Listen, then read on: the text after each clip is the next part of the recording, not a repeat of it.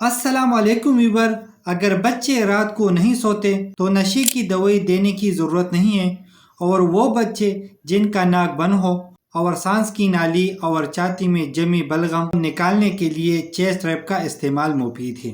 अब बात करते हैं कि चेस्ट रैप कौन कौन सी सूरत में इस्तेमाल कर सकते हैं और कौन सी कंडीशन है जिसमें चेस्ट रैप का इस्तेमाल नहीं कर सकते और इसके साइड इफेक्ट क्या हो सकते हैं और सही तरीक़ाकार जाने इस वीडियो में। और चेस्ट रैप हम तब इस्तेमाल करते हैं जब बच्चों को ठंड या सर्दी लग जाए, जिसकी वजह से सीना खराब भी हो सकता है। और इसके अलावा नाक बंद होने की सूरत में भी आप चेस्ट रैप का इस्तेमाल कर सकते हैं, क्योंकि जब बच्चे का नाक बंद हो जाए तो बच्चों को इरिटेशन होती है और बच्चा सो नहीं पाता, तो लिहाजा इस कंडीशन में चेस्ट रैप का इस्तेमाल मुफीद है।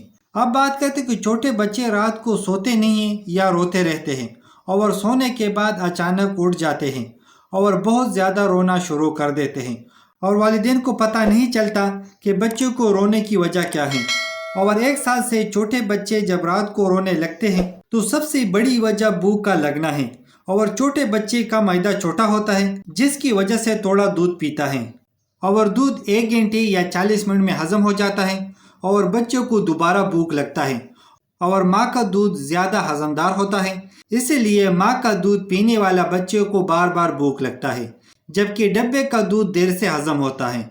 अब बात करते हैं तरीका इस्तेमाल के बारे में। अगर बच्चे का सीना खराब हो तो थोड़ा सा चेस्ट रैप सीने पर लगाएं और ज़्यादा रब ना करें और चेस्ट रैप लगाने के बाद कंबल से कवर करें ताकि हवा न लगे, तो इंशाअल्लाह सीना ठीक हो जाएगा।